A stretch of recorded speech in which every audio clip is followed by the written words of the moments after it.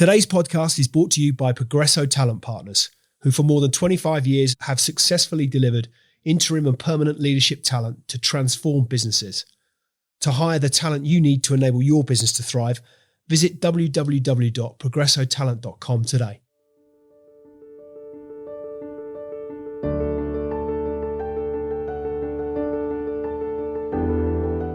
Welcome, listeners, to another episode of the Extrology podcast, where we dive deep into the journeys of extraordinary individuals to educate, inspire and entertain.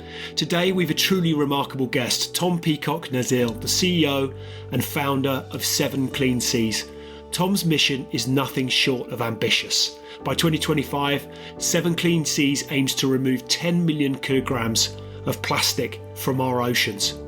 From a shocking encounter with plastic waste on an Asian beach to spearheading innovative solutions like the Hippo project, Tom's story is a testament to the power of passion and purpose. With a background in sales and finance, Tom pivoted his career to address one of the most pressing environmental issues of our time. His journey embodies the spirit of empowerment, showing us how aligning our careers with our deepest values can lead to fulfillment and drive systemic change. In this episode, we'll uncover the story behind Tom's remarkable journey, the challenge he's faced and his vision for the future. Get ready to be inspired by Tom's dedication to challenging the status quo and creating a world where humans and the ocean can thrive together. So what's the story behind the story? Without further ado, let's get into it.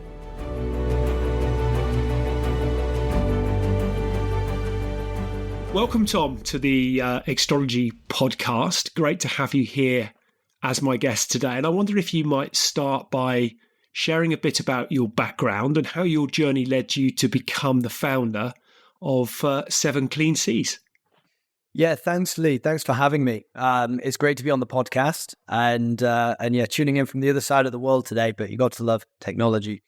So yeah, I'm the founder and CEO of 7 Clean Seas. We're an ocean impact organization. We are based out of Singapore. We operate in Indonesia and Thailand.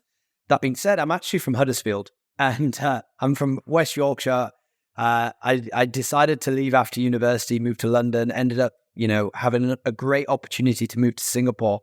And I think when I got to Asia, it was really the first time I've seen just absolutely stunning marine ecosystems. But with that, you get the flip side. You get to see the side of the marine ecosystems, of them struggling, of them, whether that's coral bleaching and kind of water temperature, or whether it's plastic pollution. And everywhere we went, I was very lucky being able to travel to Vietnam and Philippines and Malaysia and Thailand.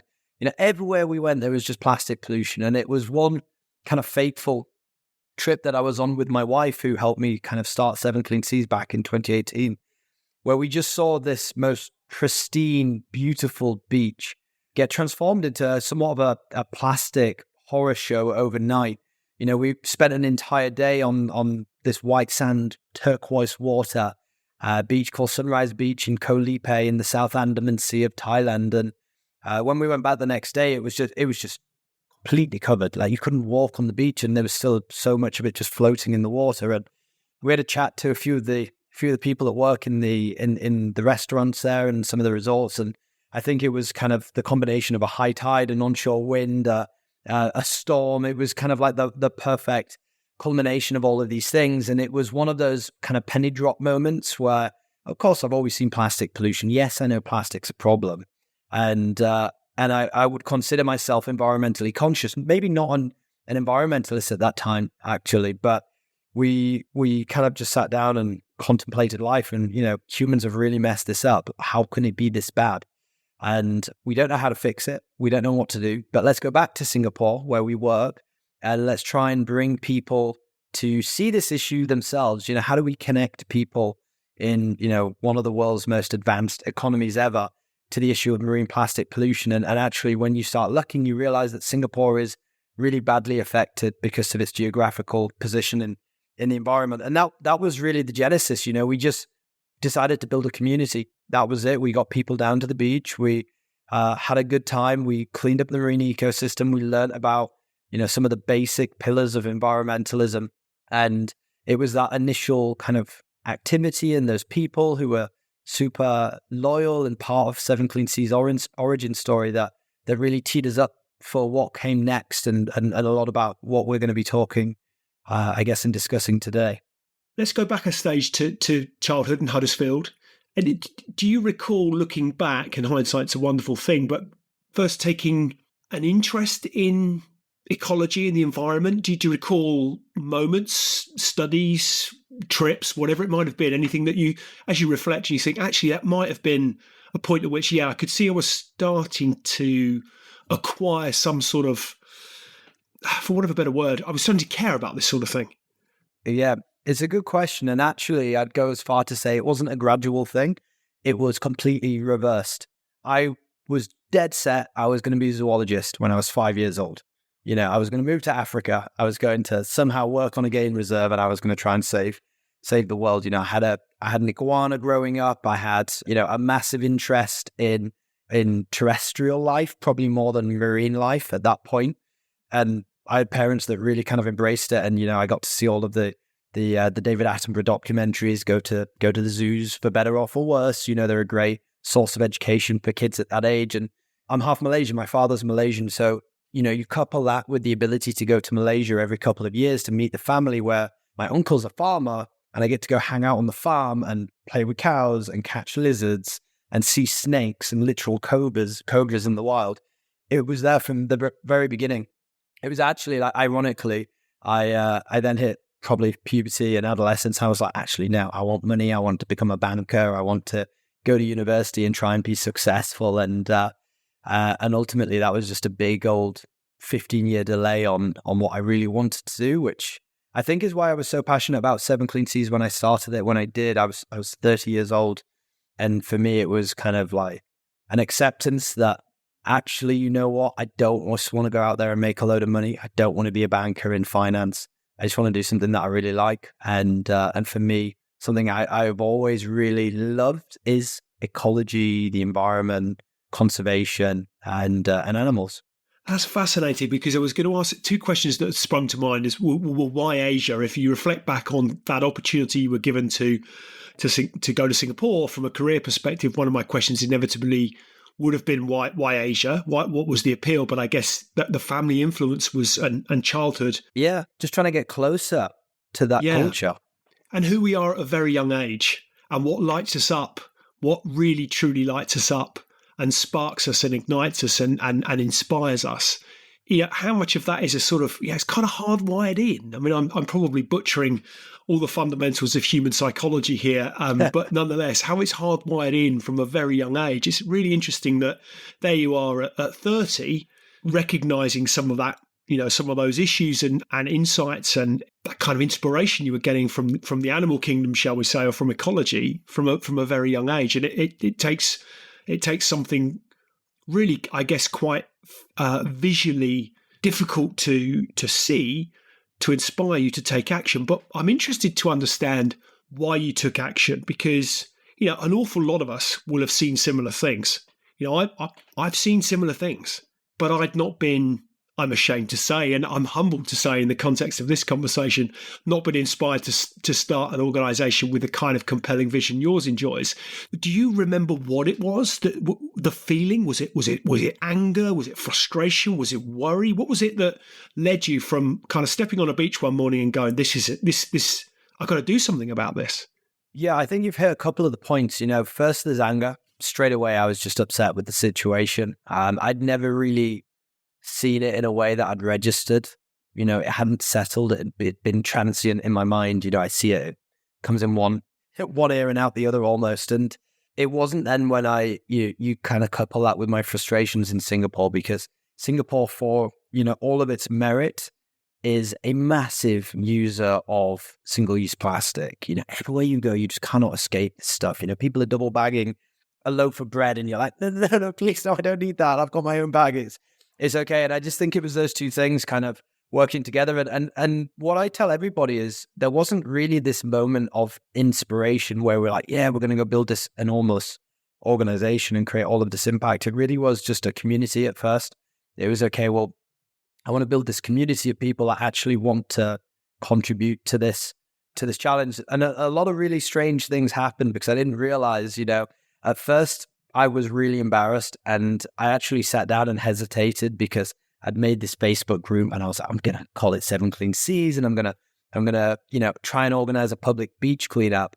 And then I had this complete strange experience where I was embarrassed. I thought my friends would see it and think that I'm weird, it was completely nonsensical.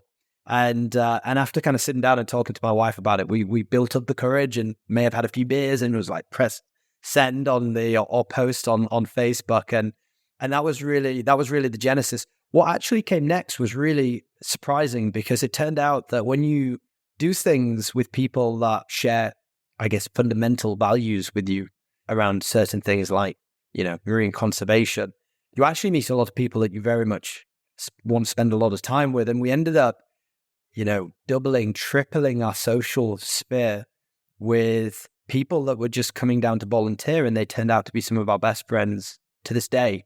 It's such a strange thing, you want to do something good for the environment, then you're socially embarrassed to do it, and you overcome that, and you end up coming out the other end and being like, oh, actually, there's a load of people here that are like me, and I like hanging out with them and doing this. And that just grew and grew and grew. The first cleanup had 34 people. Then it was 150, then 250, and the biggest we did was 650 in the end in Singapore. Goodness. I mean, it says a lot. I agree with you as to the energy that transmits when you have shared values, shared purpose, and also, I guess, a sense of something bigger than ourselves. Something.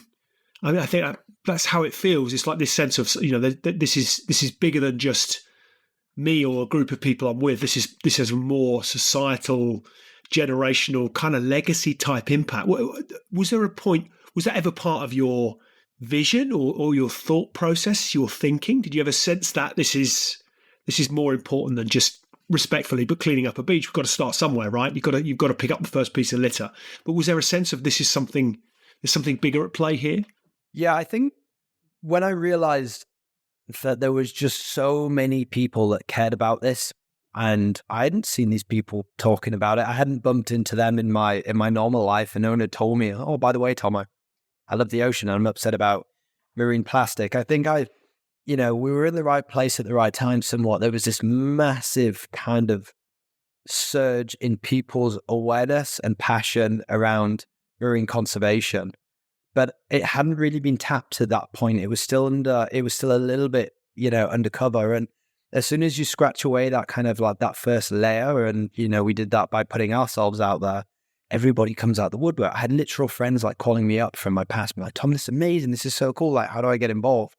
I think we quickly realized that, there was something here. There was a lot of people, and these people really cared about this issue. And surely then, if I could take some of my strengths that I'd learned in the commercial world about, okay, well, how do we put some real ambition behind this? And I think kind of my career at 7 Clean Seas so far can be really underlined by this whole goal of almost stupid ambition.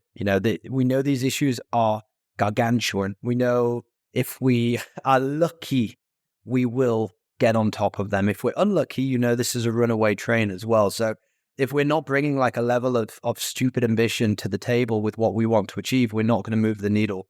And that's kind of what then started to manifest. It was okay, well, yes, we've got people cleaning a beach. Are we going to fix the problem cleaning a beach? Absolutely not. It's great from an education perspective. It's great from a community perspective. But how do we tackle ocean plastic pollution at scale across, multiple regions, geographies, territories? And, ultimately, the road always tends to lead to waste management. You're going to fix this problem by making sure that plastic doesn't leak into the environment. Now, I am a big proponent of reduction and elimination. So you've got to take responsibility, reduce the amount of plastic that you're using in your daily lives. But, in 2024, as we record this, the reality is we don't have a world where we can just eliminate plastic and think it's gone from our lives. Even if we're so successful in not using plastic in our daily lives, it's in the supply chains of everything that we're using. So it's not like this thing that can be easily achieved. So plastic is sticking around for now, sadly. And we have this absolute need for waste management, because as these developing countries are getting lifted out of poverty, which is a great thing, they're moving into middle class, that kind of upward social mobility comes with a massive change in consumption habits, which lead to an enormous amount of single-use plastic consumption as well. So you've got this like absolutely surging plastic market at the same time.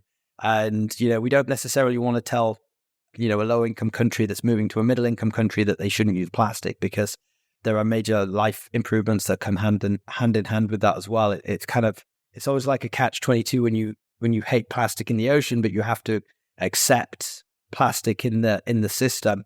So we need to build the waste management, ultimately, is where I'm going with this. And what no one has figured out, and what I just couldn't find anywhere, is no one figured out the most important question. We've got plastic in the ocean. We've got a solution, waste management. Nobody knows how to build it or pay for it. And that was like the light bulb moment. It's like, okay, well, we fixed this problem. We fixed that problem. So actually, let's take a few steps back and let's look at this as a financial challenge.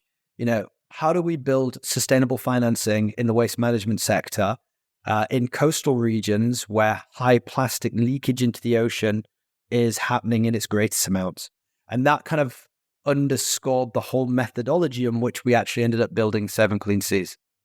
So at what point did you think, I guess, different question, how do you go from a Facebook group, and you've got, 30 people, 60 people, 600 people involved in doing great work, clean up exercise. What's the journey from there to this is a business? This is an organization. There are other motives at play here, right? The right motives to tackle long-term problems and address issues around sustainability and impact the environment. Really compelling. But at what point do you go, this is an organization now? It's not a movement. It's becoming a living, breathing, day-to-day thing. Yeah, so there was a half step, and that first half step was organizations reaching out and like, look, Tom, I want you to come do an educational talk for our staff, or I want you to take us out to do a beach cleanup, and we'll pay you. And I was like, hang on, someone's going to pay me to do this CSR work, this corporate social responsibility work? Fantastic. Again, not going to fix the world, not going to make enough money to fix the world, but again, it's just that second layer of validation of the concept. There's all of these people that turned out to be interested in conservation. There's all of these people now who work at companies who want their companies to get involved, and there's a financial ask, that they're willing to pay. But I still didn't know what that link was. How do we bridge that gap? Ultimately, it's billions of dollars, this gap. So what is the solution that could fill a multi-billion-dollar funding gap per year?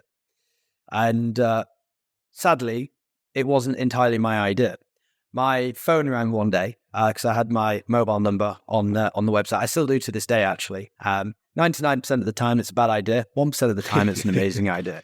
And I got a phone call from a German number, and I answered the phone, and I was like, "Oh, hello, Tom speaking, 7 Clean Seas," because I was already trying to present ourselves as this solution provider, even though we didn't really know what our solution was. And it turned out to be a German fair trade condom company called Einhorn, based out of Berlin. Now, most people probably don't know Einhorn. If you live in Germany, you'll definitely know who Einhorn are.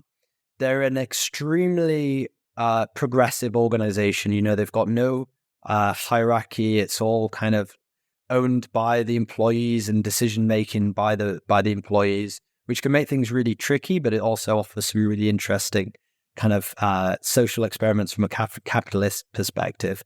And they are making natural latex condoms. Malaysia turns out to be the biggest producer of condoms in the world. I didn't know.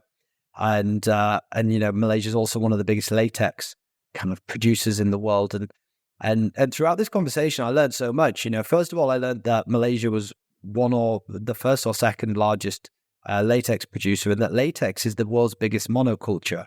And everybody, when you talk about monocultures, you're thinking about farming, you're thinking about palm oil, which is prolific, chopping down virgin jungles over here and building palm oil.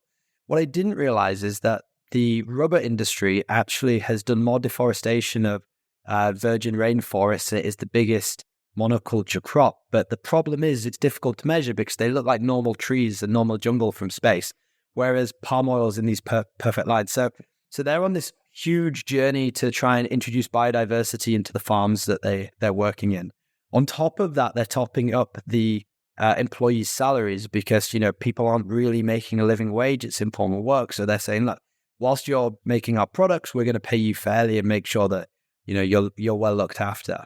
On top of that, we're going to ship these products from Malaysia to Germany on a ship, which is by far the least carbon intensive method. But there is still a carbon emission, and we're going to offset that by investing in reforestation in Malaysia and Thailand. But we have to use plastic for our product. There is no technical alternative to plastic in the healthcare industry in many scenarios. It's very important. So they had to use 6 tons of plastic in this first batch that they made. And they called me up and they said, look, Tom, I know that you've been active in Singapore. I can see that you've done a couple of beach cleanups in Malaysia. And this is very much when we were still in the beach cleanup phase. And they said, look, how difficult would it be to pay you to go to Malaysia and, clean up 6 tons of plastic from the marine ecosystem?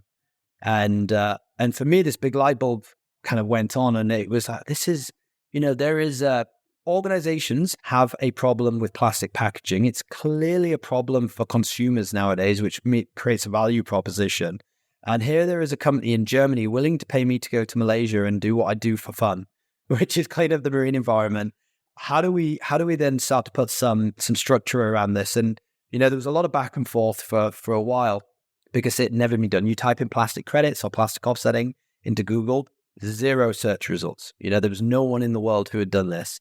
And this was at the kind of end of 2018. And I was still figuring things out. I didn't really know how to structure it. And at one point, they kind of committed to it. But then they were like, look, we feel a little bit uncomfortable about this because there's no certifications. You don't really know how to do it. And maybe we should just do a series of beach cleanups together. And I remember sitting down with my wife on a Friday night after work, because we were both still working. I was like, Pamela, I really want to do the plastic offset. Like, this is going to be the future of 7 Clean Seas. This is what we're going to be able to build and scale. And in order to win this business, I'm going to have to be quite bold. And I drafted an email that basically said, look, I absolutely love your vision and your commitment. I really understand why you're, suggesting now at this stage, maybe just a series of beach cleanups, but I don't believe that will generate the right amount of impact for your organization. And I think if we want to be completely honest around, positive environmental action around plastic waste, it has to be this structured removal. And you know what? If that's not right for you, we're happy to go our separate ways, basically. And I pulled the old Russian roulette. And like an hour later, they got back and they were like, look, Tom, we've met you, we've met Pamela, your wife and your co-founder. We love the organization. We're going to take a risk. We're backing you. And that was it. The world's first plastic credit purchase. It was a very small lump sum of money, which felt like a very big lump sum of money back then. And that was it. That was like, we figured it out. This is how we scaled. This is how we bridge that $1 billion, $2 billion funding gap a year. We just need to invent the industry and scale it, which is the next chapter. Can you remember how you felt when that email landed in your inbox and you opened it? You've never seen it. I just cannot even imagine. There's been like 3 times in my professional career where I've honestly just cried. Like, it was the most amazing thing. It's validation that you're onto something good. And actually this is good. And I knew it back then. I was like, I'm going to try and build this organization. This is going to change my life. And we're going to generate so much like positive environmental and social impact. And yeah, it was just elation, absolute elation. And like what a moment in time. At what point do you take the plunge and hand in the resignation and kind of throw it all out there, take the leap, however you want to describe it, and kind of give up? What was a really, you've got a really successful career you're on a trajectory. A lot of people would really, really struggle with it. How do I give this up? But what was that kind of experience like? Talk us through a bit about that. Yeah, it was an interesting one. So timeline wise, July 28th, I think, 2018, Pamela and I started 7 Clean Seas. Einhorn was in October, but we confirmed it in the following February, I think it was, because then that's when we had to set up an official organization so that we could receive the money and invoice them. And it was that June. So at that point, we had a revenue, but not enough to pay me, and I wouldn't have wanted to be paid anyway.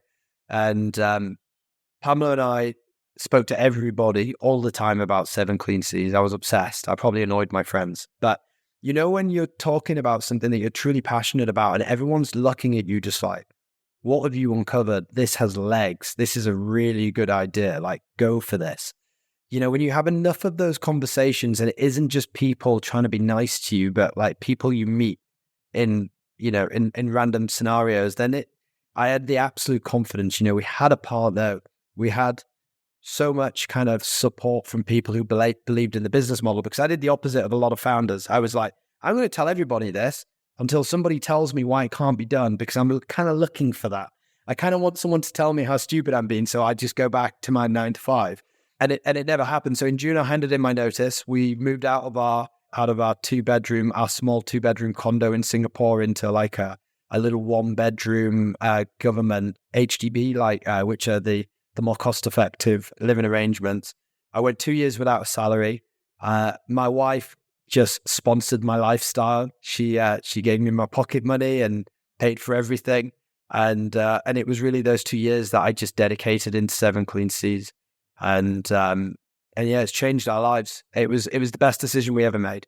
And you know what? Like, worst case scenario, everybody gets so hung up on their career, I think, that you end up, in hindsight, I've kind of had conversations around like some of my friends who they're so successful, and it's like a set of golden handcuffs. And I was at a barbecue once, and one of my friends said to me, he's like, Tom, this is a really successful friend. He's like, Tom, I love what you're doing. I respect it so much. I just have such a high cost of living now with my 2 kids and my house and the lifestyle that I'm accustomed to. I couldn't do that. It's just not even a possibility. And you realize that when you're able to take risk, you should take the risk. You should take the plunge, because as long as you're not going to put yourself in a really difficult scenario, and there is the possibility of finding a job, or I was so lucky I had a partner who could support me. It really is the only way you can find out, because for these things to work, you've really got to commit to them. And I think, yeah, I could have been super successful in finance. I could have also been terrible at the job. We'll never find out. But I'll tell you one thing that I am good at, and that's building an environmental organization. And I love every single day of it. So best decision I ever made. Was there a particularly tough moment or perhaps a setback that you encountered? And perhaps could you share with us how you managed to navigate through it? Oh, God, so many. I think the roller coaster of entrepreneurial life is filled with extreme highs and extreme lows, and they tend to be quite closely correlated. You have something happens and it creates a really big low, and then you battle through and you come out the other end, and it's actually not just finding balance again; it's the reverse of that negative. Now, a few of the really difficult ones tend to come down to, I'll be honest, my biggest one came down to culture. I think there's been many different parts of 7 Clean C's, whether we're worried about money and revenue and hiring a key person that we need to deliver on a project or to scale partnerships, that constant tightrope between investment into the projects, investment into the core team, and not running out of money. It's a very difficult thing to balance, and it never truly goes away. But I don't think that's the hardest bit. I think, honestly, the hardest thing and the biggest challenge was after we won the World Cup project. We actually got some money to scale up the business because we needed to actually invest in some sustainability consultants, because we just won an enormous project from FIFA World Cup to make them the world's first plastic neutral tournament. And that required a lot of people way smarter than I am to be able to deliver that project. So we scaled up quite quickly, and actually we delivered the project well. And as things continued, one of the biggest challenges we made was, or the biggest mistakes we made, and that led to one of the biggest challenges was, really prioritizing hiring affordable staff, more junior staff. And it's nothing against more junior staff; they're actually incredibly passionate and intelligent. But what you end up doing is you forget to also balance that with more maturity and also more kind of industry expertise, and you get this kind of disproportional weighting. And I found, like, in hindsight, that you need to have the young, hungry, kind of really passionate people to invigorate the more older, more comfortable, more experienced people, and that kind of balance is really important. And we went in the opposite direction. So we actually ended up just as a really junior team delivering on some really important projects, and it made the scale up quite difficult at times where, people didn't understand some of the decisions that were being made or why we were, prioritizing this department over that department. And for me as a leader, I was a big softie. I found it really difficult to hold people accountable. And I think actually it's the meanest thing you can do to your staff, not holding people accountable. If they don't know what you expect and you don't know what they expect of you, how does this relationship work honestly? If you're all just best friends all the time and high-fiving and having a great time, when those difficult conversations come around, it's particularly difficult. And yeah, the whole process of becoming a better leader without really having many senior mentors, having no senior mentors within the organization to help me was that biggest challenge. And I think overcoming it was really, finding this secret sauce, which is, hiring both extremities of the experience and passion pool, and just seeing how they cross pollinate is amazing. And I think, now if you look at the organization, it creates so much stability and so much growth. You've got the experience that are actually secretly becoming super passionate because they're getting infected by the young, passionate people who, may not have gone and worked in a commercial environment before. Because look how I'm dressed. Like ultimately, we're like a startup, but they get to learn from the more senior individuals and actually maybe skip that step altogether. So I never thought I would sit here ever and be like, the hardest thing about building 7 Clean Seas was hiring the right team and keeping them happy. And I never thought in another million years that the wrong answer would have been to try and keep people happy constantly. But yeah, that was it. So we came out the other end, and I think I'm a better leader as a result. I've hopefully let my actions speak louder than my words. And what about with respect to milestones, significant milestones, of which you've achieved many, I would argue. And I think you mentioned the FIFA World Cup example there. There's the Hippo project. There's lots of awards you've won. What are some of the achievements of which you were most proud? It's it's some of the earlier ones actually. I think the first 1 million kilos of plastic we removed from the ocean was, it was momentous. So 1 million kilos, that's so much environmental impact. That's amazing. And then slowly as you grow and as the business gets, more intense from a management perspective, it's actually quite sad because although I'm really passionate about that side of it, I don't have a lot of time to kind of sit and like enjoy those kind of milestones as much. And, that's why the early days where it's just like super fun and it's intense and you're working long hours and you're building a team. I think definitely the first 1 million kilos. The other thing actually, which I never imagined when I started 7 Clean Seas, we're an environmental organization ultimately. That was the passion behind starting it. Honestly speaking, today, I think I'm more passionate and more proud about the fact that we employ 106 formal collectors. And that means, legal living wages, social security, 5-day working weeks, holidays, maternity leave. We basically treat the waste management sector in the developing economies like office workers. And that just doesn't happen. Here in Indonesia, where I am right now, your waste management sector is made up 90% of informal workers. So these are people that don't have contracts. They don't have bosses. The supply chains are riddled with child labor and with indentured labor, which is a form of indebted slave labor.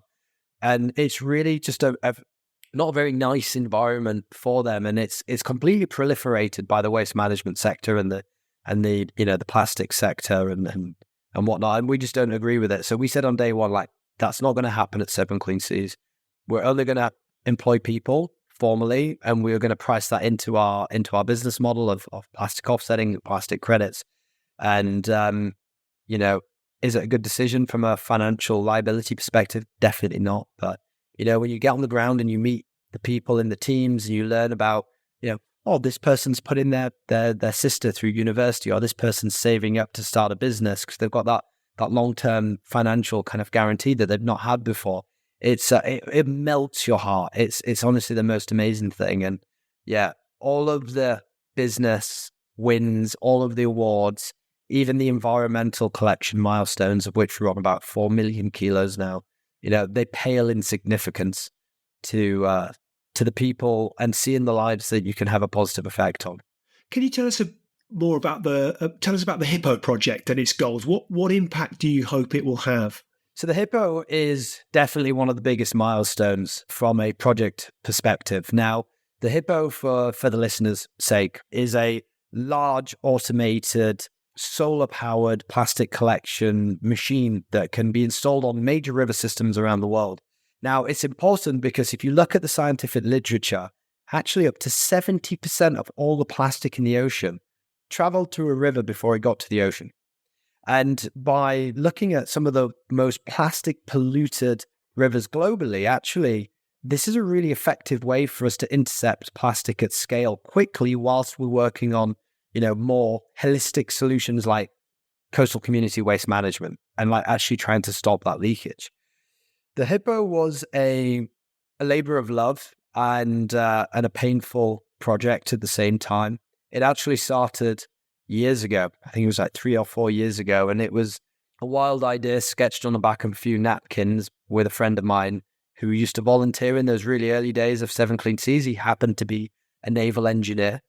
And yeah, we kind of took this concept and we were like, okay, well, we want to build one of these extremely ambitious projects. And we don't really know how to do it. So we took that concept, and I was at a lunch at Marina Bay Sands, which is one of the biggest kind of hotels in Southeast Asia, in Singapore, and certainly very iconic. And I was invited to a sustainability event, and it was over a buffet, as believe it or not.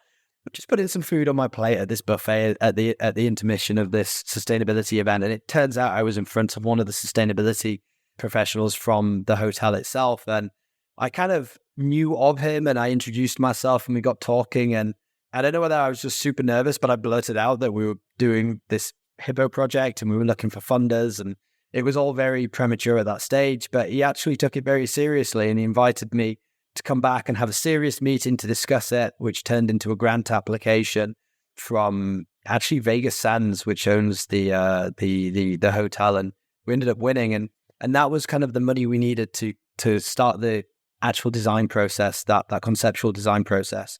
At that point, we were like, great, now all we need to do is get someone to fund it and we'll build it. Easy.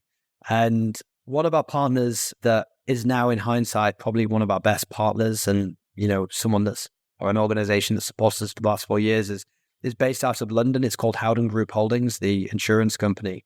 And they actually backed us with £100,000 towards building it, which was the full build cost estimate at that point in time. And the stars were aligned. We were like, this is the most amazing thing ever. We can't wait to build it and install it. And we started working with an organization in Vietnam. We found a river called Cát River in South Vietnam. And everything was going way too smoothly. And then, lo and behold, the pandemic comes along. And Vietnam had a very kind of delayed reaction to the pandemic. They were quite open at first, but then very much closed, even longer than Singapore, which was quite an achievement.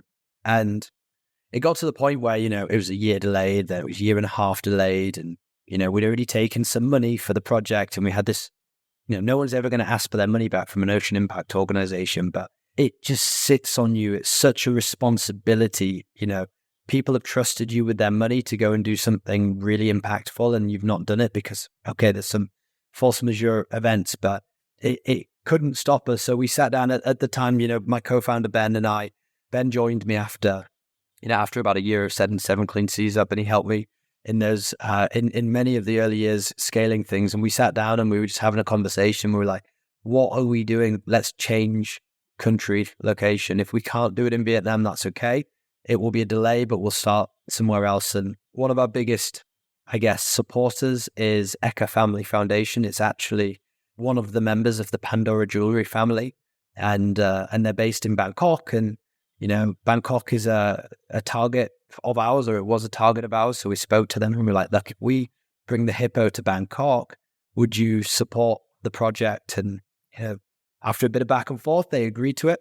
And then that started a very long process in Thailand of finding someone that can manufacture it, finding a river to install it, setting up the wrong business entity, because then realizing that the marine sector is a protected sector. So then we had to jump through a load of hoops, getting a joint venture set up, get it built, get an MOU with the local government as well as the local temple, because it's actually in partnership with a Thai Buddhist temple called Wat Chak Den on the banks of the Chao Phraya River. It's actually really amazing. And these monks are already collecting a lot of plastic from the community and processing it for recycling. And the plastic water bottles, they're already turning into polyester. And the robes that they wear are made from plastic water bottles that they've collected. So they've already got this deep understanding of circularity and a lot going on. So the hippo is finally, as of 2 weeks ago, operational. When we started, we never thought it would take this long. 3.5 years, 4 years for a project to be delivered. And so many lows, so many highs. And I think one of the happiest moments in my professional career was it becoming operational, cutting the ribbon with the monks and the local government. And really, reminding myself as well as our partners that, we may hit struggles at times, there may be delays, but we will persevere. We persevered for 3.5 years and got this done. And please just continue to trust us and support the work that we're trying to do. What sort of impact do you hope it will have? So the system itself has a capacity of up to 1.4 million kilos of plastic per annum.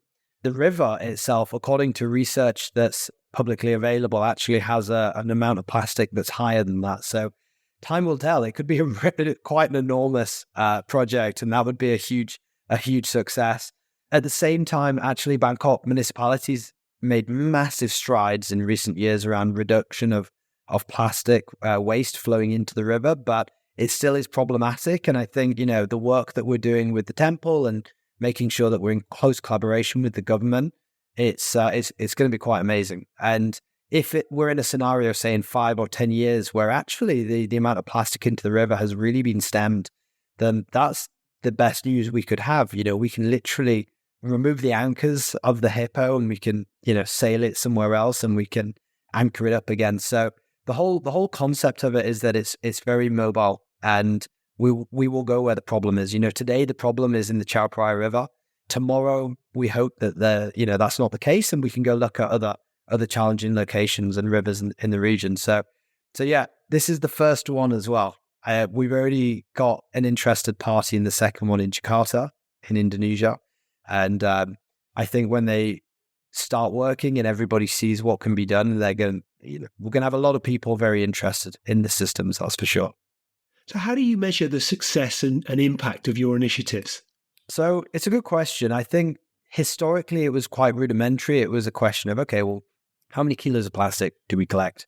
And how many jobs have we created? And they were really the two main metrics.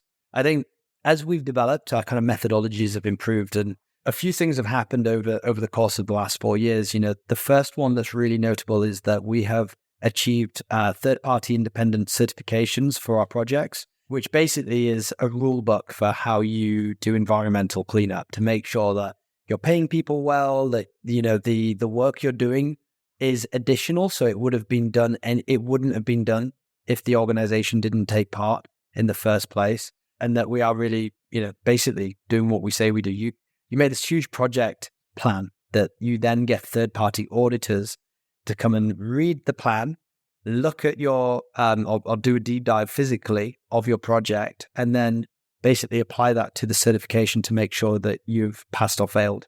That's a huge undertaking. It's really expensive. We've now got 3 projects and we're estimated to cost about $66,000 next year, just in remaining certified.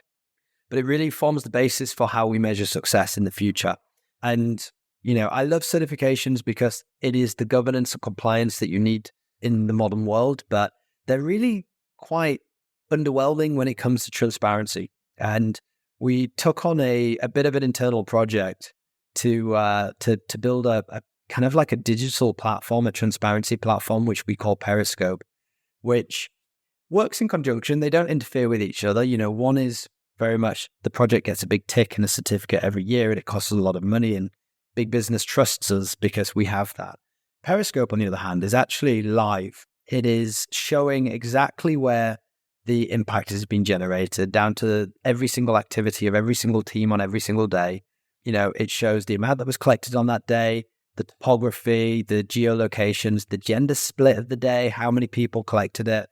We're measuring 36 different categories of what we collect, and we do an audit of every team does a 5 to 10% audit of everything that's collected every single day. So we've built one of the most robust data sets, probably globally, when it comes to marine litter, which is another thing that we want to start really utilizing. How can we use that data with governments so that they can better, regulate the plastic and packaging sector, because they can see in almost real time what's in the environment. And yeah, I think through that whole process, we've quickly realized that, what we need is to expand our definition of employed people to lives impacted, because there are communities. There's fishing, subsistence fishing communities. There's people who live in residential areas that are highly polluted and have high levels of dengue fever because of the plastic that's not in the ocean collecting rainwater and, breeding mosquitoes. There's a whole host of co-benefits to the projects that we want to start measuring. And a lot of them, I'll be honest, actually kind of hunker on or probably lean on the social side of things. So we tend to see that removing plastic from the environment is quite a binary positive impact. It's good for the marine environment, it's good for the ecosystem. But when it comes to the human benefits, they are quite complex. Whether that's providing a job in a community that needs it badly, or whether that is reducing the amount of mosquitoes, thus reducing the amount of dengue fever, or whether that is, removing the plastic from a community's fishing resource and subsistence fishermen actually proactively coming up to us and telling us that the fish have returned to some of these locations. So we're trying to capture that, because that is really a fantastic story to tell. It's something that we're very proud about. It's definitely something that we didn't know we were, we didn't realize we were generating that impact when we started, but here we are. And now, okay, great, let's maximize it. How do we take it to the next level? What about with respect to the broader issue of systemic change? I think my sense is that we need to find a way to integrate, business, government, financial institutions. There needs to be a collective, cohesive kind of approach to resolving some of these fundamental societal human issues, planetary issues. How do you think business, governments, financial institutions et al. Can integrate sustainability into their agendas more effectively? I love that question. And I think this is where things get quite complex, because as soon as you look at a transboundary issue, plastic pollution in the ocean is transboundary. It can go in the ocean in one country, it can go and affect another country like, Singapore, for example. It becomes quite difficult because you're limited by the impact a government can have. And what I would say is, if you zoom out of all of that, there's really three players in play here. And the first one is the community themselves. So this could be kids in school. This could be you and I just going home and, throwing a bottle in the trash versus recycling, or choosing not to use that plastic bottle. It's very much just people living their lives and trying to reduce the amount that they're consuming. And that can go across the board. That doesn't have to stop at plastic. That's one really important element. The second element is regulation, and this is very much top down. And this is one of the most powerful, conduits for change that we see in the plastic sphere. So when a government decides that there is a problem with plastic and they want to regulate it, they tend to put restrictions on businesses and on the country as the way they operate, whether it's their waste management sector or whatever. And that can make sweeping, really high impact change quickly. The problem you've got with regulation is that there is always two parties. You've got the lobbies, the lobby groups from the plastic industry and the waste management industry and the oil and gas industry, making sure that they're watering down those regulations as much as possible. That's the sad reality of the world we live in. So I would argue that I'm yet to see a regulation that goes far enough that can really move the needle beyond a few points. It definitely can move the needle, but it's not going to get us over the finish line. The third, which a lot of people don't talk about, actually, I would say is businesses. businesses are in the middle. They're in this strange place because they're affected by regulations and therefore they have to adapt to that regulation and reduce as they're told to do so or face repercussions. But they're also kind of, in the nicest possible way, slaves to the consumer. What the people care about and what the people want is ultimately what the businesses will deliver, because otherwise they won't be able to continue being competitive in an evolving landscape. So you've got these three moving parts, and regulation is great for specific industries.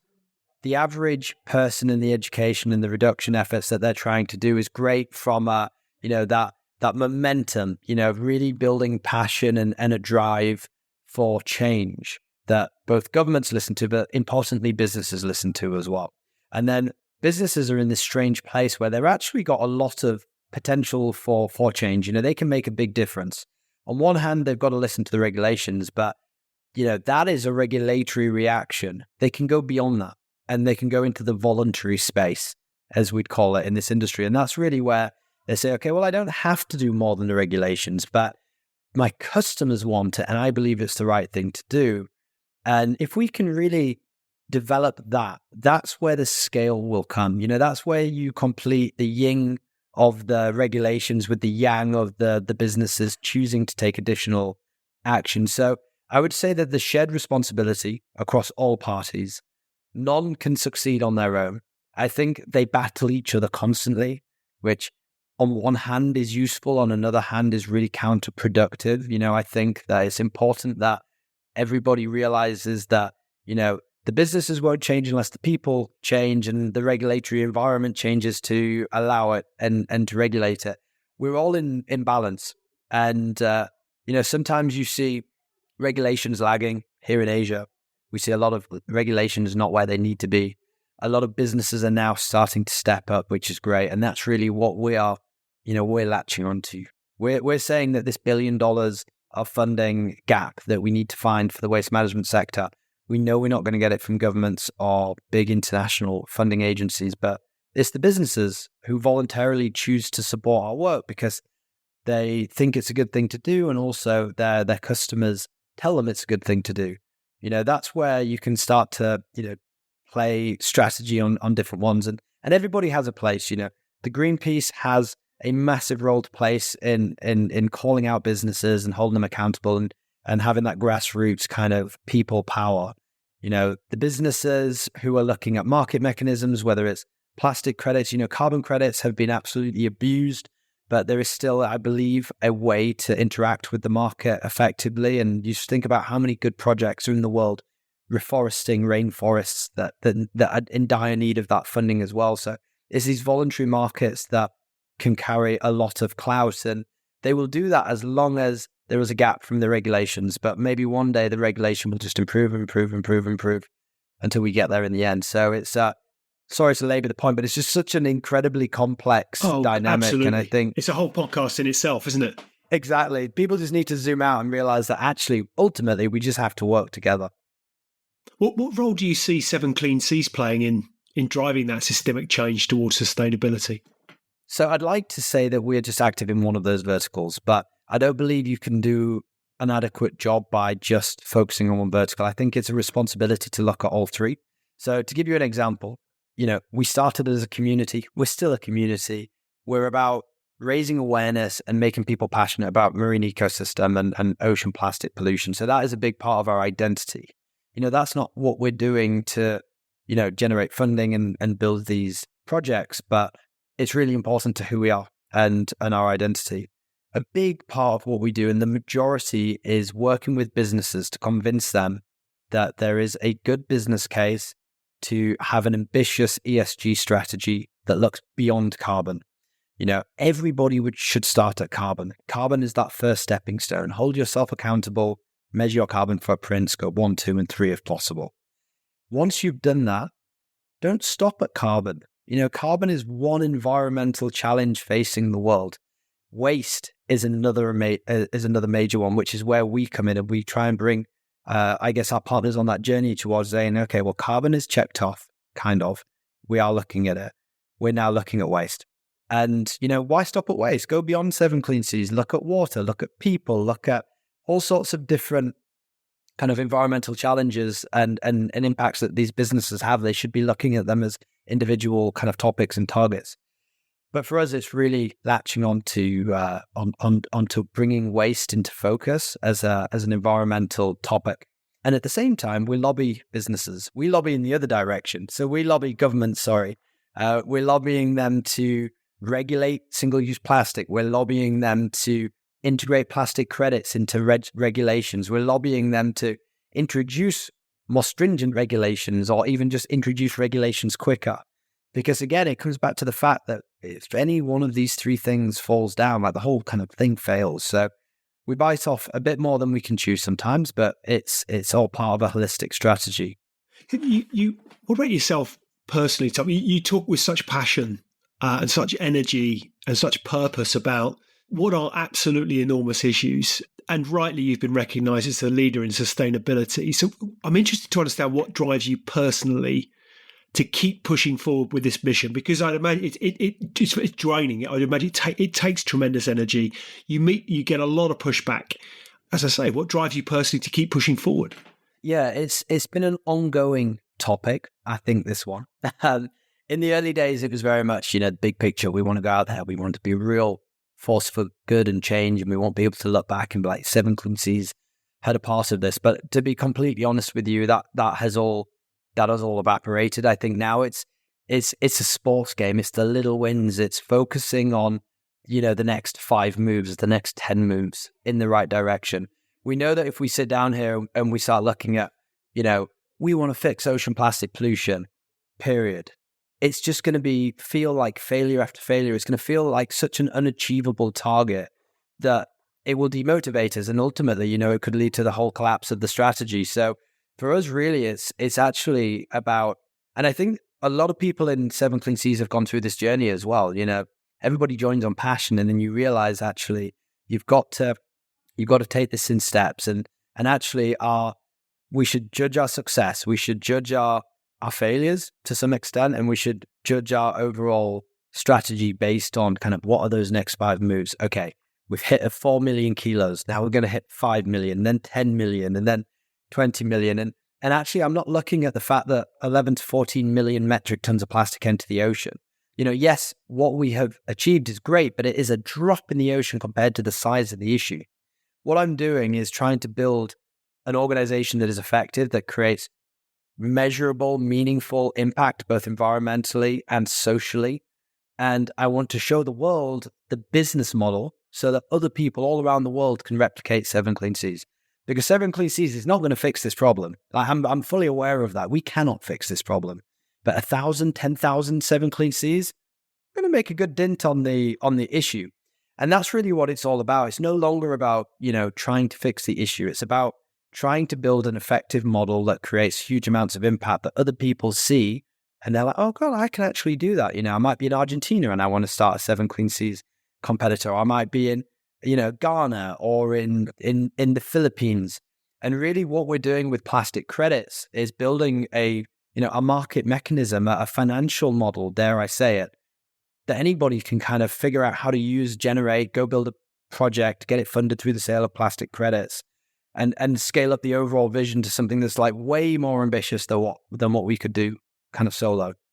So I guess that when you're sort of looking at celebrating those small wins, if you like, albeit significant, but when that then feeds through to long-term planning for the organisation and longer-term goals for 7 Clean Seas, where do you see the organisation in the next, say, 5 to 10 years? Could you even plan that far ahead, given it's about celebrating the small wins to really see where the impact is?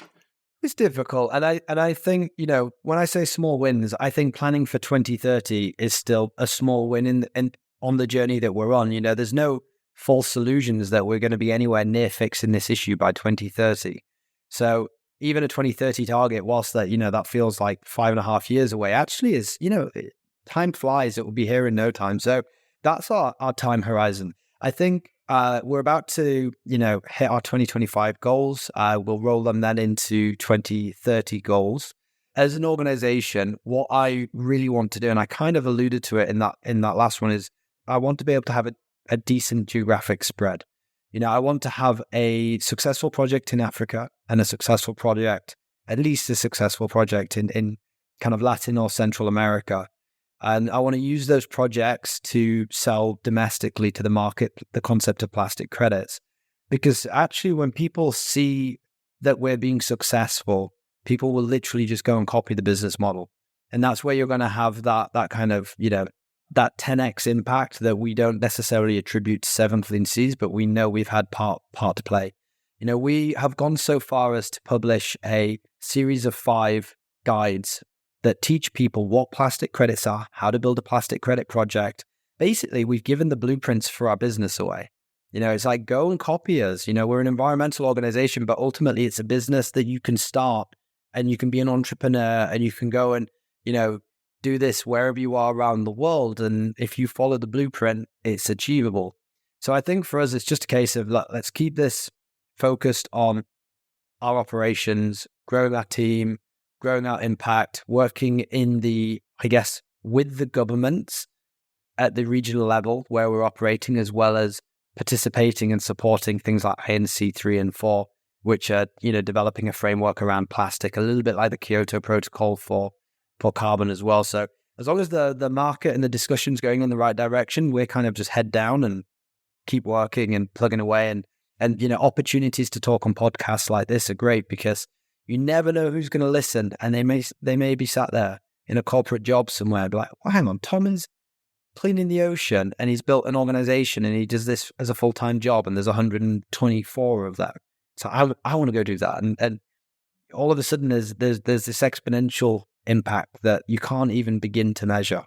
Which is beautifully, seamlessly, thank you, leads me on to my next question, because so much of what is a common theme throughout Extrology around empowerment and empowering one's own future, taking ownership of one's future, and ultimately finding career fulfillment in whatever, uniquely personal thing, but in whatever way that you're able to realize that. How do you think your own journey with 7 Clean Seas has brought you fulfillment and purpose?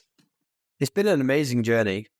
It's been harder than I could have ever imagined. I think I've been more stressed. I've had more lows, but I've had highs that I didn't think, I didn't even know what it was like to feel that kind of success on these little wins. And I would encourage everybody to do it. Before this, I was working in a few different industries. I worked in shipping, I worked in finance, I worked in recruitment. I don't know whether it's a classic, but I used to go into these businesses. I used to work hard. I used to perform quite well, but then I'd get bored quite quickly. And I used to then start underperforming almost in every single circumstance. And it got to the point where, I was just so unmotivated. Like, I literally thought, that is there something wrong with me? Am I just not, wired for work? You're surrounded by these people who could just seemingly just drive and drive and drive in their roles. And I'm just, sat there after 6 months twiddling my thumbs about, I hate this. I don't like, I'm not good at it, and I don't like it. And when I started 7 Clean Seas, I didn't know what I was in for in terms of the journey, the work that was going to go into this. The long hours working. I worked twice as hard as I ever did in corporate. But the real amazing thing I think that I've witnessed in myself is that, I do that without feeling down. I do that without feeling bored, without feeling tired. Actually, it's quite the opposite. It's almost like I'm addicted to the thrill of it. Like I love doing it, and I try and have to find time to slow down and stop and make sure I'm finding time for myself. And, it's the perfect example that, you're often not the problem, if ever. I think the environment is the problem. And I hate the cliches. I hate that if you do a job you love, you'll never work a day in your life, because that feels so unachievable to somebody who is hating getting up on Monday morning to go to work. But I've gone on this really big journey myself, and I've actually got to the point where it's based on fact. There's no smoke without fire. Somebody wrote that saying, having achieved it. And I sit here today kind of being one of those people saying, I have achieved it. I don't feel like I work. It's a hobby.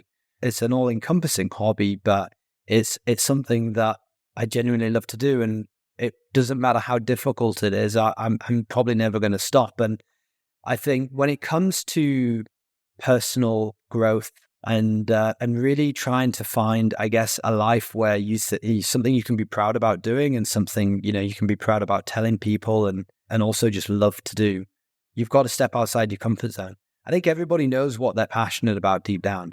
And I don't think enough people take that first step to even create a community. Don't start a business. Don't quit your job. Don't do any of those things. These are big steps. Don't do any of it. Start a little community, whether it's a book club, whether it's a boot camp, whether it's a beach cleanup community, whether it's a car enthusiast community. Just do that. Meet some people who are like-minded and see what happens and run with it. And it's the lowest. It's actually just such an easy thing to do, and it is so much more achievable than people think. And I really believe that's the key to my success. I think I've been so lucky. Actually, if I had tried to start an environmental organization or a business in this space, I would have failed. I started with way less ambition and let it grow organically. And that's what I just say to I guess listeners and friends and family as well. It's just find something you're interested in and immerse yourself in it, and you don't know what will happen. If you could change one thing about the current global approach to plastic pollution, what would it be and why? I would eliminate the ability for governments to be lobbied by the oil and gas industry. I mean, it seems like such a bizarre thing when you zoom out that a government is voted into power usually by the people, and they want to make decisions that are good for the people, including themselves and the environment, everything that's important. If the environment's important to the people, the government will regulate the environment. But then on the flip side, we have this strange system in so many countries where, that it costs a lot of money to get into government, whether it's political donations directly to a party or to a candidate. If it's in America, look at everything that's happening now with Trump and Harris, and then even with Labour and the Conservatives, it was discussed a lot in the UK recently. I don't understand why we allow that to happen. Why is the private sector allowed to financially influence democratic elections, which ultimately lead to stifling of innovation and change and progress? I'm not saying it's wrong. I'm open to be convinced that I'm wrong, and there is a reason for this. But it just seems so counterintuitive, because whilst you've got multi-billion-dollar, trillion-dollar companies with very deep pockets and agendas, how can the government be relied upon to make the correct decisions for the people that are living there? I think you make a really good point. I was fascinated to listen to something the other day that suggested that I think on the news that Harris was to succeed Joe Biden on the Democratic ticket in the US election, that actually they raised more money that day, or that week it might have been, than the entire cost of the UK election.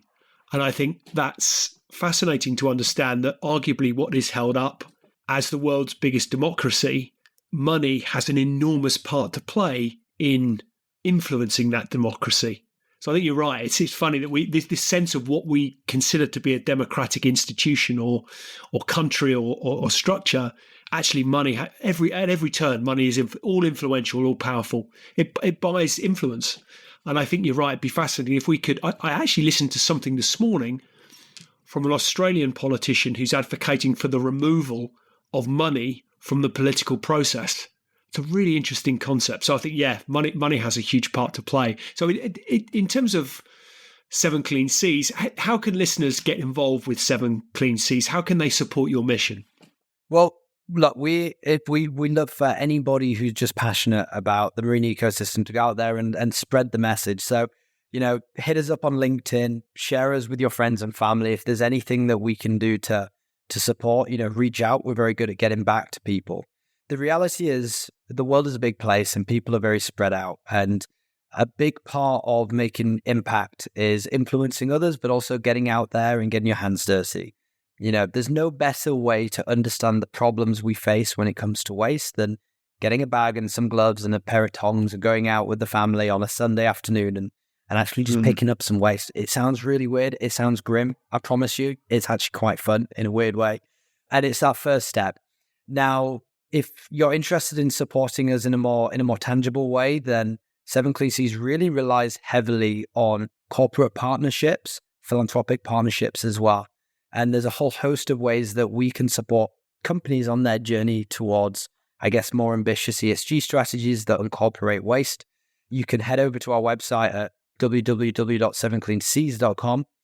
We've got a couple of forms on various different pages, depending on what you're interested in, that you can reach out to us directly. And, if nothing else, we can help give you a little bit of advice or some learnings from our journey. But yeah, the door is open. We get a lot of organizations and people from around the world reaching out with various different questions, and we try our best to get back to everyone. So yeah, if you like the work that we're doing, you want to support clean seas, you want to support jobs in communities around the world that need them the most, then explore getting on board with sevencleanseas.com in one way or another. Tom, fantastic. Thank you. I mean, I think it's an incredibly compelling story that you share, and I think it's such a critical issue that you're aiming to address. I think I read that Seven Clean Seas aims to remove 10 million kilos of plastic from our oceans by 2025. Hopefully I've got that right, but I mean, I think it's that alone is, I mean, no pun intended, but quite literally a drop in the ocean. But without it, all we're doing is putting layer upon layer upon layer to do more harm to our marine ecosystems and our lives generally. I mean, the longer term impact on our life is phenomenal. So it's wonderful that there are people out like you out there doing these things. I wish you continued success, and really appreciate you coming on Extrology today and sharing your mission and your story with our listeners. Lee, it's been an absolute pleasure. I think there's a lot of really good content on Extrology. I'm very pleased and humbled to be included on the show. And yeah, I think promoting stories from people in the environmental sector is really important. And I hope that I get the opportunity to listen to other people working really hard to try and make a change. Thank you for having me. Thanks, Tom.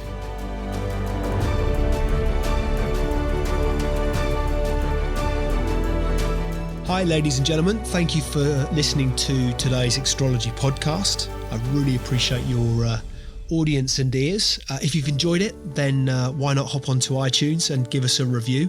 I'd really appreciate anything that you might have to say. Any feedback always gratefully received, and look forward to hosting you next time. See you soon.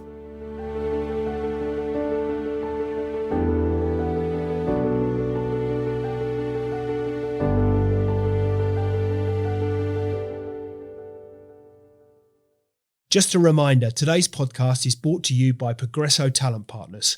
Visit www.progressotalent.com today for more information.